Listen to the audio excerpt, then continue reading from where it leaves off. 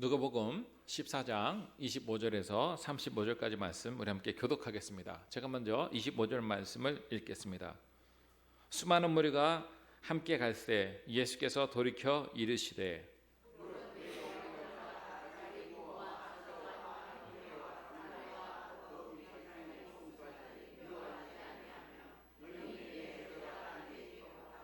누구든지 자기 십자가를 지고 나를 따르지 않는 자도 능히 내 제자가 되지 못하리라.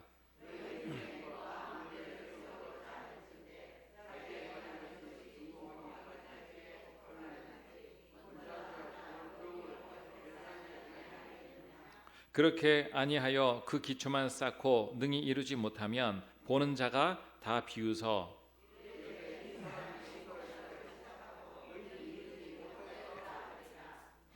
또 어떤 임금이 다른 임금과 싸우러 갈 때에 먼저 앉아 1만 명으로서 저 2만 명을 거느리고 오는 자를 대적할 수 있을까 헤아리지 아니하겠느냐.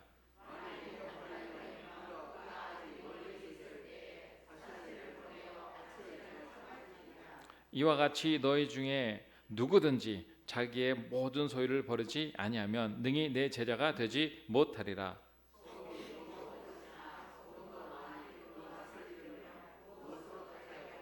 함께 읽겠습니다. 땅에도 거름에도 쓸데없어 내어버리리라. 드릴 게 있는 자는 들을지어다 하시니라. 아멘. 여러분 한 주간 잘 지내셨습니까? 여러분 삶에 하나님의 크신 은혜와 도우심이 차고 넘치시기를 주의 이름으로 축복합니다. 우리 앞뒤 양옆에 있는 분들 함께 인사하겠습니다. 축복합니다. 반갑습니다.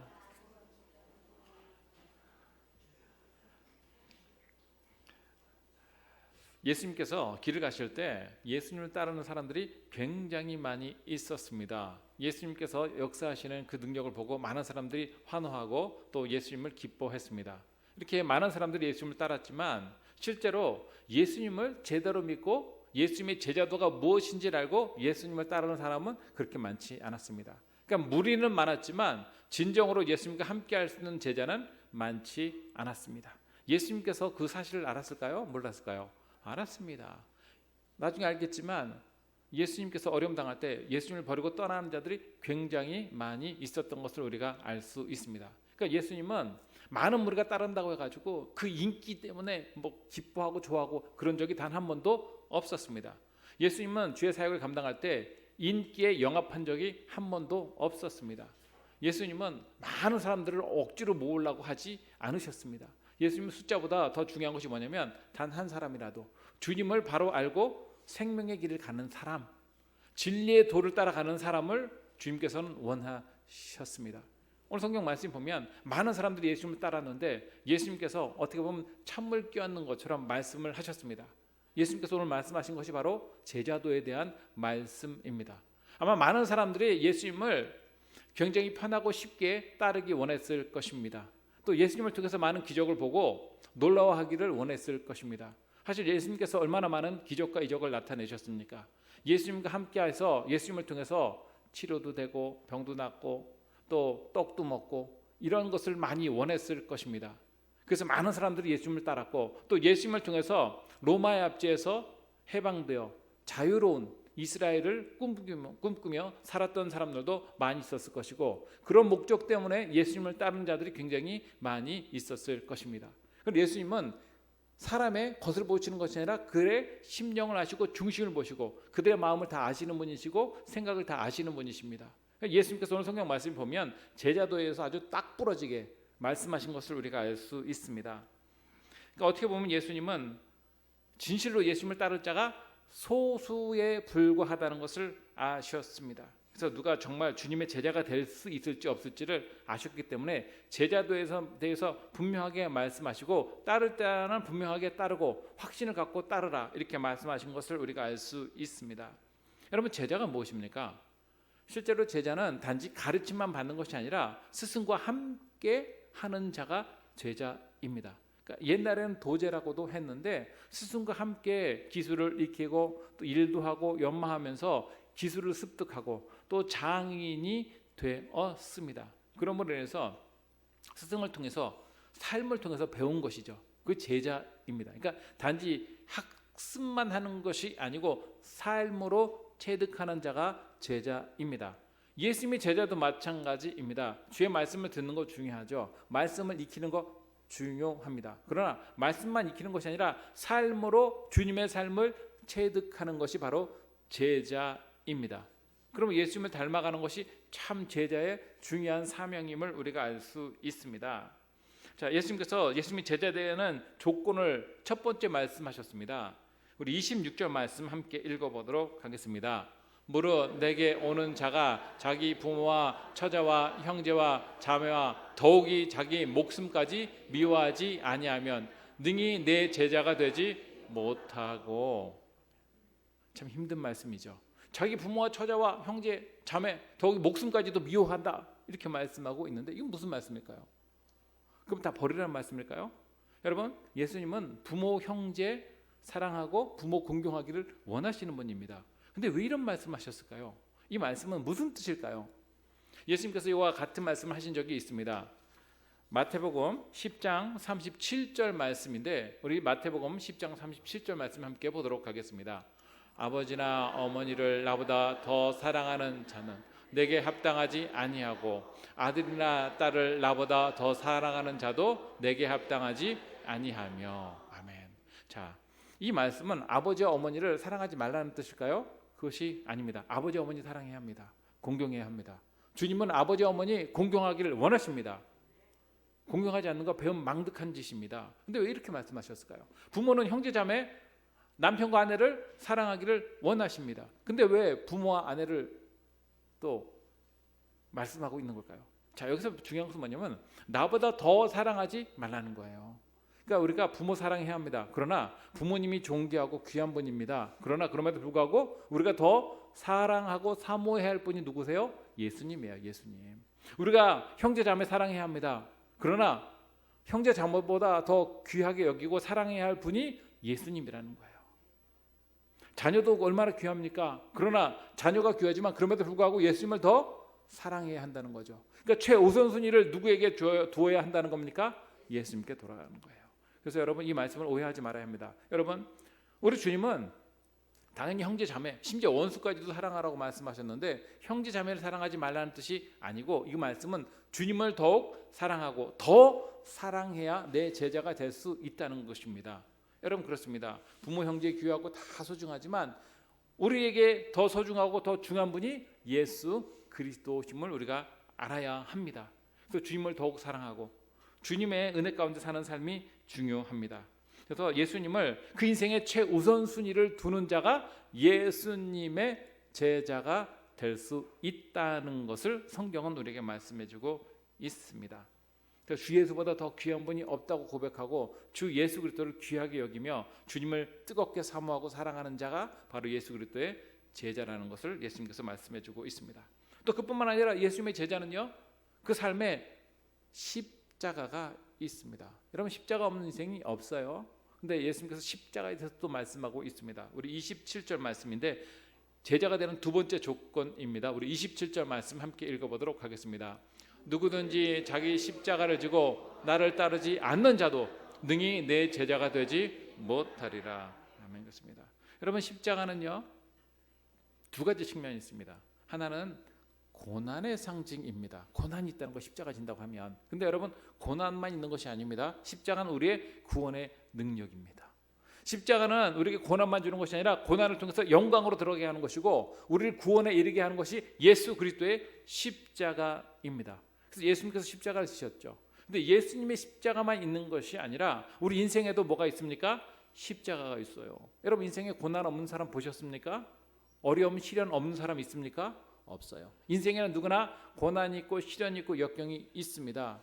누구나 편하게 살고 맨날 행복하고 즐거운 인생만 있으면 좋겠지만 인생이 그렇습니까? 그렇지 않아요. 잠시 기쁠 뿐이지 항상 고난이 있고 시련이 있고 어려움이 항상 우리 인생에 있게 마련입니다. 왜냐하면 이 세상이 우리에게 행복만 주는 세상이 아니기 때문에 그렇습니다. 이 세상은 죄로 물든 세상이기 때문에 여러 가지 사건 사고가 얼마나 많이 일어나는지 모릅니다.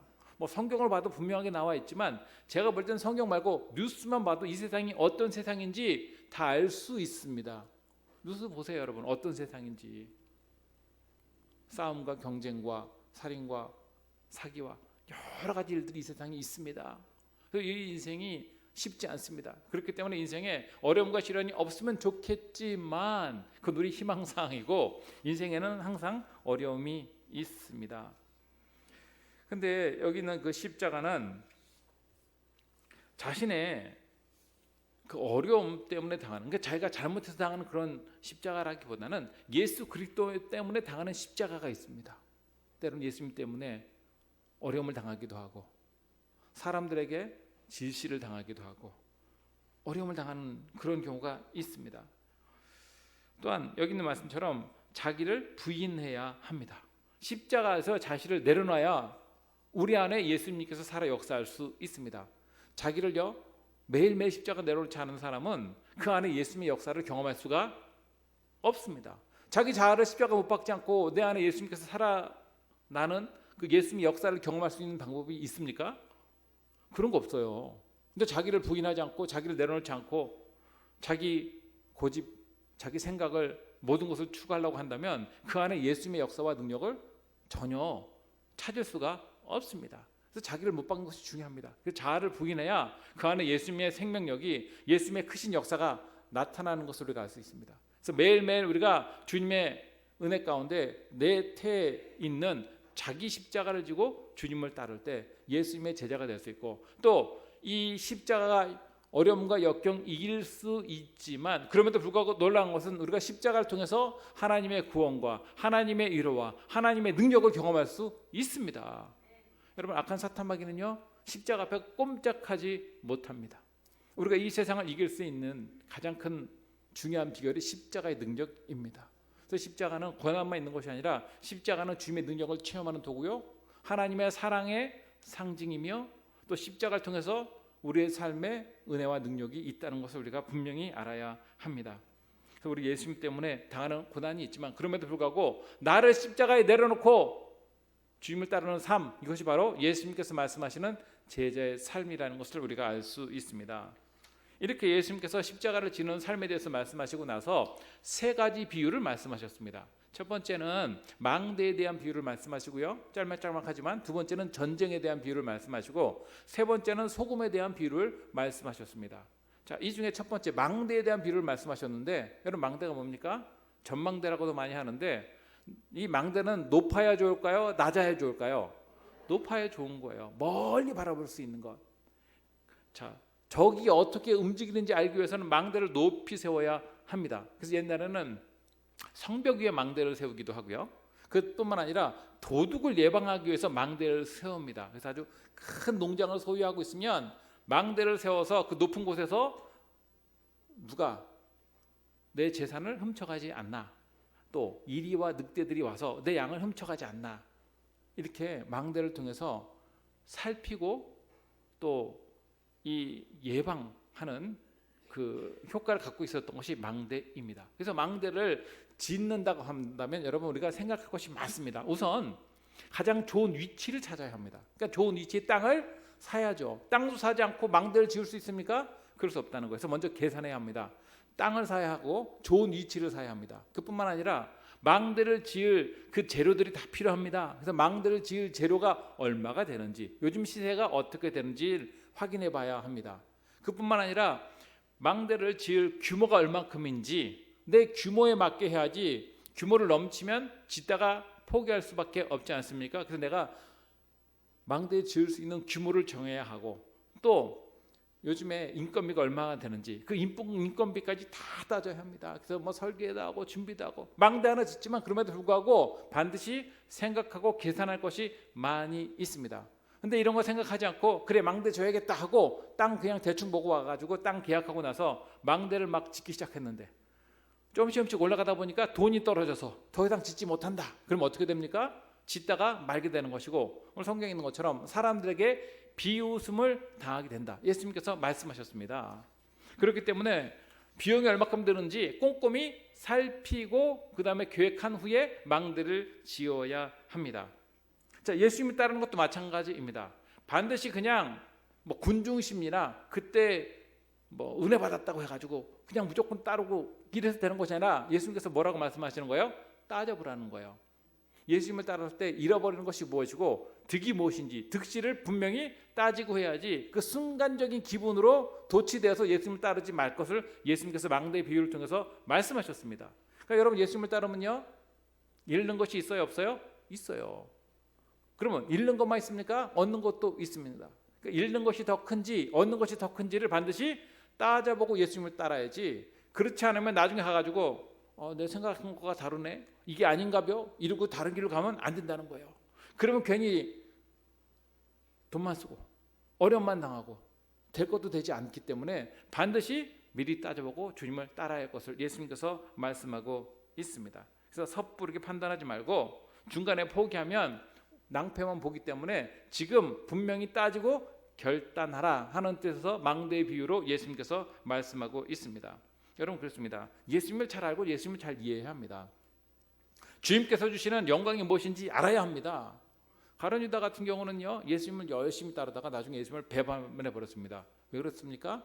자기가 생각한 예수님이 실제로 예수님과 달랐기 때문에 그래요. 예수님을 통해서 뭔가 큰 것을 이루고 싶었지만 가룟 유다는 그걸 이루지 못하니까 나중에 어떻게 됐습니까? 그래 예수님을 통해서 돈이나 좀 얻어야겠다 하고 예수님을 팔아버렸습니다. 돈에. 그 왜 그렇습니까?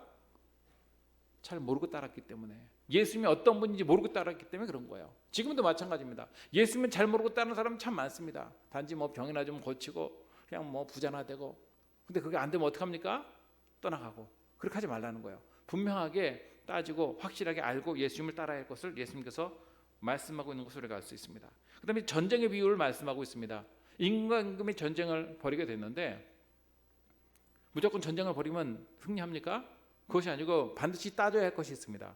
적군의 규모가 얼마큼 되며 나의 군이 얼마큼 규모가 되는지 훈련된 병사가 얼마큼 있는지 적군이 어떤 무기를 갖고 있는지 모든 것을 따져보고 전쟁을 해야지 그거 따져보지 않고 그냥 기분에 따라서 훅 전쟁을 이루면 어떻게 되는 거예요? 큰일 납니다. 전쟁은요 죽기 아니면 살기입니다. 자기만 죽는 것이 아니라 국민들 다 죽일 수 있는 것이 전쟁입니다. 그렇기 때문에 전쟁을 하기 전에 반드시 따져보고 내가 승리할 수 있을 규모가 되고 승리할 수 있다는 판단이 서면 그때 전쟁을 해야지 승리할 수도 없는데 감정과 기분에 따라서 전쟁하면 어떻게 됩니까? 나라가 망할 수 있어요. 그거 따져보라는 거예요. 주님께서. 그래서 만약에 군사력이나 모든 부분에 있어서 내가 우위에 있지 않다면 오늘 보면 뭐 하라고 성경 말씀하고 있습니까? 예수님께서 화친하라 말씀하고 있어요. 사신을 보내서 화친하라. 그것이 더 지혜로운 것임을 예수님께서 말씀하고 있습니다.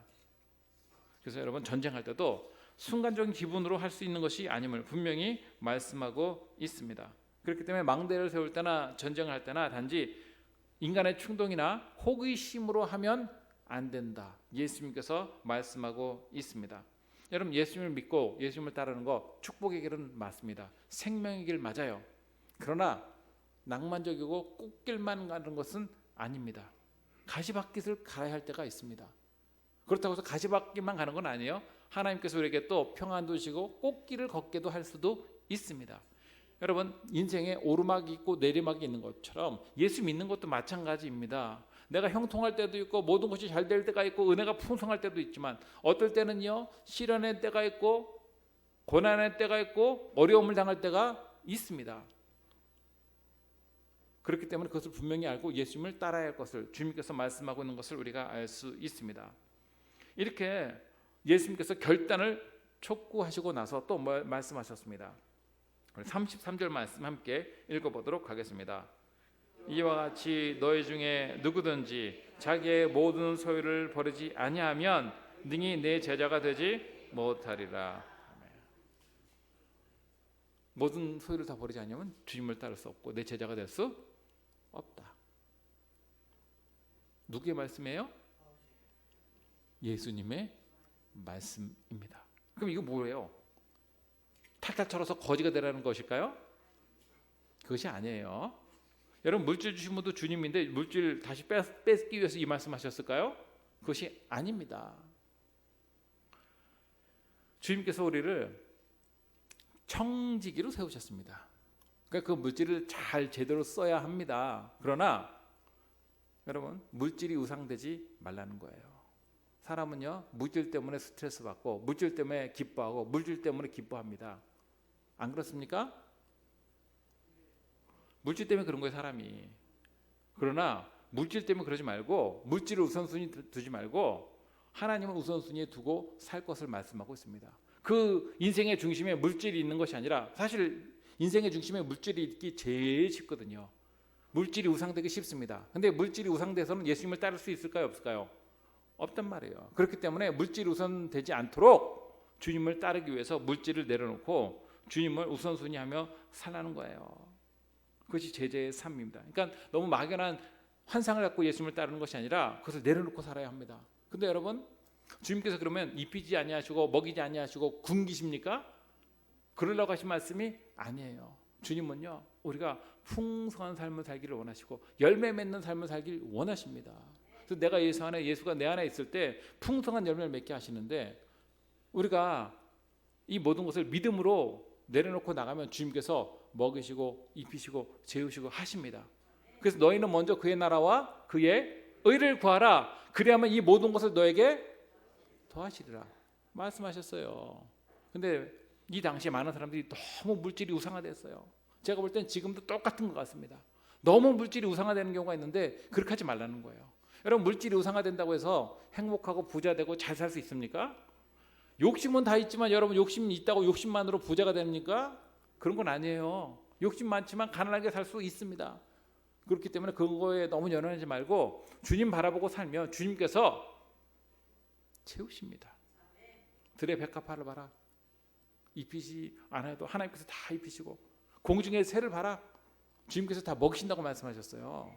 그렇기 때문에 주님 바라보고 이 모든 것을 내려놓고 주님께 우선순위를 두고 살아야 제자가 될 수 있지, 너무 돈 해가지고는 주님의 제자가 될 수 없다는 것을 말씀하시는 것이지, 우리 모든 것을 다 털어서 주님께 갖다 바쳐라, 이런 말씀이 아닙니다. 그리고 우리가 주님을 우선순위 해야만 모든 면에서 주님의 온전한 제자가 될 수 있습니다. 그리고 나서 예수님께서 소금의 비유로 말씀하셨습니다. 여러분, 소금의 중요한 역할이 뭐예요? 짠맛을 내는 거예요. 짠맛을 내지 않으면 소금으로서 기능을 할 수 없습니다. 제자들이 마치 이 소금같이 짠맛을 내는 그런 존재입니다. 소금은요, 방부제 역할을 하죠. 부패하고 썩는 것을 방지하는 역할을 하는데 그 역할이 제자들의 역할임을 성경은 말씀하고 있습니다. 우리 34, 35절 말씀 함께 읽어보도록 하겠습니다. 소금이 좋은 것이나 소금도 만일 그 맛을 잃으면 무엇으로 짜게 하리요? 땅에도 거름에도 쓸데없어 내어버리느니라. 들을 귀 있는 자는 들을지어다 하시니라. 아멘. 그렇습니다. 여러분, 소금이 짠맛을 잃으면 소금으로서 기능을 하지 못합니다. 팔레스타인 지역 같은 경우에는 굉장히 더운 지역이죠. 소금이 반드시 있어야 합니다. 특히 갈릴리 지방에 있는 어부들에게 소금은 너무 중요한 것입니다. 소금 없으면 그 당시에 냉장고도 없고 얼음도 없는데 어떻게 할 수가 없어요. 다 썩어버립니다. 금방. 그 더운 날씨에 금방 상하고 부패하기 때문에 소금을 뿌려야 그것을 방지할 수 있습니다.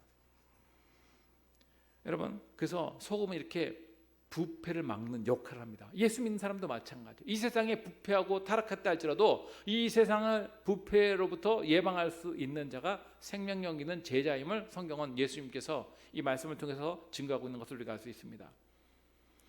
여러분, 모래는요, 아무리 넣어도 짠맛을 낼 수 없습니다. 한 트럭을 갖다 넣어도 변화시킬 수 없습니다. 그러나 소금은요, 이 세상을 변화시킬 수 있는 능력이 있고 부패를 막는 역할을 합니다. 그래서 소독도 하고 정화도 하고 썩지 않게 하는 것이 소금입니다. 여러분, 설렁탕 참 맛이 있는데 아무리 설렁탕이 맛있다 할지라도 소금을 넣지 않으면 맛이 어때요? 없어요. 맹맹합니다. 반드시 설렁탕에는 소금을 넣어야 제맛이 납니다. 단지 고기와 국물로만 설렁탕의 제맛을 낼 수 없어요. 그러니까 우리 주님은 우리가 이런 맛을 내는, 예수 그리스도의 맛을 내는 소금의 역할을 감당하기를 원하십니다. 그래서 맛나는 인생을 사는 것이 소금의 역할이에요. 또 여러분, 소금은요, 침투력이 강합니다. 김장해 보신 분은 알겠지만 이 배추에다가 소금을 쫙 뿌리고 그 다음날 가면 어떻게 됐어요? 소금에 이 절여져 있어서 배추 양이 그냥 푹 줄어버려요. 확 줄죠. 반도 더 주는데 왜 이렇게 팍 줄어들까요? 소금이 그만큼 침투력이 강해서 그런 거예요. 절여버리기 때문에 그런 겁니다. 우리 주님은 우리가 예수 그리스도로 이 세상을 절여버리기를 원하십니다. 이 어둡고 부패한 이 세상에 예수 그리스도의 생명력을 통해서 참된 소망과 예수님의 능력을 통해서 많은 사람들이 생명을 얻고 예수님으로 절여되고 예수님으로 변화되기를 원하십니다. 그 역할이 무슨 역할이에요? 소금의 역할이에요. 소금의 역할. 그래서 이렇게 소금을 이렇게 짠맛을 내야 침투하고 역사를 나타내는데 소금이 짠맛을 내지 못하면 그 소금은 아무 소용이 없어서 갖다 버리게 된다는 거예요. 오히려 땅을 황폐하게 합니다. 왜요? 이 소금이 이 맛을 제대로 내지 못하기 때문에 이거 거름으로도 쓸 수 없는 것이 소금이라고 주님께서 말씀하고 있는 것을 우리가 알 수 있습니다. 여러분 우리가 소금 생각하면 우리는 바다에서 특히 우리나라 삼면이 바다이기 때문에 바다에서 소금을 많이 채취하지만 이스라엘은 바다에서만 소금을 채취하는 것이 아니라 산에서도 소금을 채취합니다. 소금이 있는 산이 있어요. 근데 이 소금산이 좋은 것도 있지만 안 좋은 것이 뭐냐면 좋은 것은 우선 이렇게 소금이 이미 있으니까 이렇게 고생하지 않고 소금을 채취할 수 있는 좋은 장점도 있지만 문제는 뭐냐면 이것이 다른 성분과 막 섞이는 경우가 있어요. 특히 그 지역은 석회석이 많지 않습니까? 석회와 이게 섞여가지고 비가 오고 그러면 짠 성분은 다 나가버리고 소금 모양은 있는데 실제로 그것을 음식에 넣으면 짠맛을 내지 못합니다. 그럼 뭐예요? 아무 소용없다는 거예요. 그냥 하얀 가루만 있어서 아무 소용이 없고 거기에는 반드시 짠맛이 있어야 합니다. 그러니까 우리도 마찬가지예요. 명목상 그리스도인이라 하지만 그리스도인으로서 소금의 역할을 감당하지 못하고 예수님을 드러내지 못하면 그것은 진정한 소금의 역할을 감당할 수 없는 존재라는 것을 우리가 알 수 있습니다. 그러니까 그리스도인다운 그리스도인, 소금다운 소금, 그 역할을 감당해야 내 제자가 될 수 있다. 예수님께서 말씀하고 있는 것을 우리가 알 수 있습니다. 우리가 맛을 잃지 않아야 합니다. 맛을. 그 주님의 참된 제자로서 소금의 역할을 감당하는 것이 예수님의 제자라. 예수님께서 이렇게 말씀하고 있는 것을 알 수 있습니다. 예수님은요, 죄와 심판과 고난과 아픔 가운데 있는 우리를 구원하시기를 원하셨고 그 사역을 위해서 이 땅에 오셨습니다. 예수님의 제자도 마찬가지요. 신음하고 고통하고 있는 많은 자들에게 예수 그리스도의 생명을 전해서 그들이 구원함과 은혜와 주님의 능력을 체험하고 믿음으로 서게 하는 역할을 감당하는 것이 제자의 역할입니다. 그러니까 예수님의 역할과 제자 역할이 다른 것이 아니에요. 제자는요, 그 스승인 예수님을 따라가면 됩니다. 그것이 가장 귀한 제자의 역할입니다. 예수님께서 하늘과 땅의 모든 권세를 너에게 주신다고 말씀하시고 그 권세를 통해서 악한 사탄 마귀를 이기고 고통과 아픔 가운데 신음하는 자를 치료하시고 하나님 나라의 기쁨을 허락하여 주신 분이 우리 예수님이십니다. 그러니까 소금의 역할을 감당하려면 우리가 그 역할을 감당해야 할 것을 우리가 알 수 있습니다. 근데 우리 주님께서 그 하나님 나라를 확장시킬 때 예수님의 제자로 많이 배운 사람, 돈 많은 사람, 똑똑한 사람, 그런 사람 뽑으셨어요? 그런 것보다 우리 예수님은 그런 외모를 보지 아니하시고 사람을 취하셨습니다. 그렇기 때문에 우리 예수님은 극소수의 제자를 뽑으셔서 놀랍게도 그 수가 적지만 그를 통해서 이 세상을 변화시키고 하나님 나라를 확장시키는 일에 귀하게 사용하신 것을 우리가 알 수 있습니다. 여러분, 망대도 그렇고 전쟁도 그렇고요. 우리가 처음부터 잘 계산하고 합니다. 우리 주님께서 이 말씀을 통해서 우리에게 무슨 말씀을 하고 계실까요? 결단하라는 거예요. 결단하라고. 이왕 예수 믿기 시작했고 예수님의 제자로서 우리가 사용되기 원한다면 주님 의지하고 주님을 최우선순위하고 주의 말씀 가운데 능력 있는 삶을 살 것을 주님께서 우리에게 말씀하고 있는 것을 우리가 알 수 있습니다. 그래서 제자가 무엇인지 알고 제자가 돼야지 제자가 무엇인지도 모르고 제자가 될 수 없다. 그래서 예수님께서 마지막에 뭐라고 말씀하셨어요? 들을 귀 있는 자는 들을지어다. 똑같은 말씀인 것 같아요. 우리에게도 이 말씀 들을 귀 있는 자는 들을 것이고 들을 귀 없는 자는 듣지 못할 것입니다. 한 귀로 듣고 한 귀로 새 나가고 말 것입니다. 여러분, 들을 귀 있는 자가 복 있는 자입니다.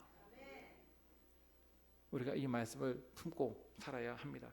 여러분, 우리가 겉으로 볼 때 인생의 어려움도 있고 십자가가 있지만 그럼에도 불구하고 반드시 십자가는 우리에게 영광으로 가게 합니다.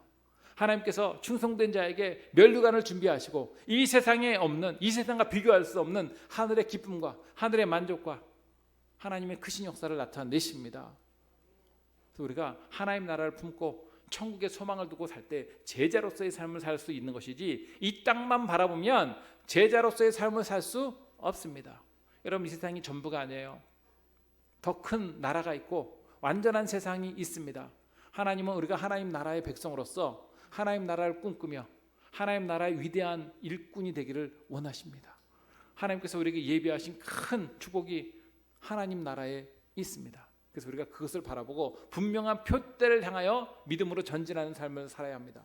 그렇지 않으면 이 세상에 살면서 조금 힘들고 어려우면 원망하고 불평하고 이게 뭔가 하고 그러기 쉽습니다. 그러나 우리가 더 큰 틀에서 제자로서의 삶이 무엇인지 분명히 알고 결단하고 믿음으로 살아야 합니다. 그래야 시련이 있고 환난이 있고 역경이 있어도 딴소리하지 않지. 안 그러면 딴소리하기 쉽습니다. 그럼 우리가 결단함으로 주님의 제자로서의 삶을 살고, 이 결단이 헛된 것이 아님을 여러분 기억하시기 바랍니다. 여러분, 더 큰 세상이 있고 더 큰 하나님의 역사가 있음을 믿고 하나님을 바라보시고 주님의 제자로서 귀하게 쓰임 받으며 많은 영혼을 구원하고 주님의 생명력과 주님의 역사를 체험하고 믿음으로 승리하는 축복이 저와 여러분에게 있길 주의 이름으로 축원합니다. 우리 말씀을 기억하고 잠시 기도하도록 하겠습니다. 하나님, 우리가 예수님의 제자로서 그냥 단지 무리로서 삶을 사는 것이 아니라 주님께서 귀하게 사용하시는 귀한 그릇으로서 우리가 귀하게 쓰임받고 하나님 나라를 대망하며 그냥 형식적인 믿음의 사람이 아니라 예수 그리스도를 드러내고 예수님의 제자로서의 삶을 사는 능력 있는 자가 될 수 있도록 함께 기도하도록 하겠습니다. 거룩하시고 은혜로우신 아버지 하나님, 오늘도 주의 말씀을 받습니다. 하나님, 주의 말씀에 따라서 우리가 주의 말씀에 순종하며 진정한 예수 그리스도의 제자로서의 삶을 살게 하여 주시옵소서. 세상의 헛된 두 개의 영화에 눈멀어 사는 자가 아니라 하나님의 영광을 추구하고 하나님의 뜻을 이루어드리며 하나님의 크신 역사 가운데 서는 자가 되게 하여 주시옵소서. 하나님, 우리가 좁은 길 가게 하여 주시옵소서. 세상 사람들 다 가는 사망의 길을 가지 않게 하여 주시옵시고 생명의 길을 감으로 하나님의 크신 역사와 은혜를 체험하며 믿음으로 서는 자가 될 수 있도록 은혜 허락하여 주시길 간절히 바라고나오니, 예수 그리스도의 참된 제자로서 주님을 뜨겁게 사랑하고 사모하며 주님을 우선순위 안에 사는 자가 될 수 있도록 함께하여 주시길 간절히 바라고나오니, 예수 그리스도의 은혜 가운데 풍성한 은혜와 역사를 체험하고 믿음으로 전진하며 나가는 삶을 살 수 있도록 함께하여 주시길 간절히 바라고나오니, 아버지 하나님, 우리 가운데 역사하시고 도우시고 주장하여 주시옵소서. 하나님 아버지, 우리가 믿음으로 결단하며 나가는 삶을 살게 하여 주시옵시고, 아버지 하나님, 이 어두운 세상에 침바르며 사는 자가 아니라 빛 가운데 사는 자 되게 하시고 소금의 역할을 감당하며 이 세상을 변화시키며 나가는 자 될 수 있도록 은혜 허락하여 주시길 간절히 바라오나니, 주님께서 찾으시는 참된 제자로서의 삶을 살며 나갈 수 있도록 역사하여 주시옵소서. 아버지 하나님, 오늘도 주님께서 연약한 자를 강건케 하시고 아버지 하나님의 도우심 가운데 선한 자가 될 수 있도록 은혜 허락하여 주시길 간절히 바라오나니, 아버지 하나님 역사하시고 도우시고 주장하여 주시옵소서.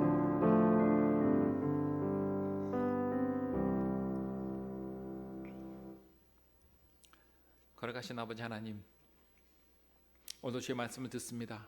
이 말씀을 통해서 주님의 참된 제자로서 우리가 세워지는 역사가 나타날 수 있도록 은혜 허락하여 주시길 간절히 바라고나오니, 허탄한 것에 마음 두지 않게 하여 주시옵시고 주님을 무엇보다 가장 사모하고 사랑하며 주님 가신 그 길을 따라감으로 인해서 생명의 역사를 체험하는 자 될 수 있도록 역사하여 주시옵소서.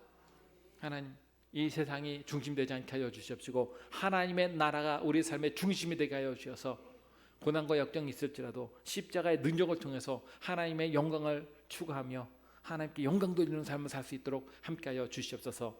너희는 먼저 그의 나라와 그 의를 구하라. 그리하면 이 모든 것을 너에게 더하신다고 말씀하셨사오니, 하나님 나라와 의를 추구하며 사는 자 되게 하여 주시옵시고 늘 주님과 동행하며 주님의 뜻을 이루어드림으로 인해서 많은 영혼을 구원하고 이 어두운 세상의 빛의 역할을 감당하고 이 부패한 세상의 소금의 역할을 감당하는 자 될 수 있도록 함께하여 주시옵소서. 하나님, 우리가 이 세상을 변화시키는 자 될 수 있도록 함께하여 주시길 간절히 바라오나니, 내 능력이 아니라 내 안에 역사하시고 내 안에 능력을 행하시는 예수 그리스도를 통해서 이 세상을 변화시키며 하나님 나라를 확장시키고 하나님의 크신 역사를 나타내는 주님의 복된 제자로서 사용되게 하여 주시옵시고, 말세지만 이 시대에 생명의 길을 가는 자 될 수 있도록 은총 허락하여 주시옵소서. 하나님 세상의 모든 식구들 들을 수 있는 길을 열어 주시옵시고 주의 말씀 붙잡고 믿음으로 승리하며 나갈 수 있도록 함께하여 주셔서 이 세상에 함몰되며 이 세상 따라 사는 사람이 아니라 주님을 따라 주님과 함께 생명의 길에 함께하는 주님의 크신 백성 될 수 있도록 은총 허락하여 주시옵소서. 예수님의 이름으로 기도하였사옵나이다. 아멘.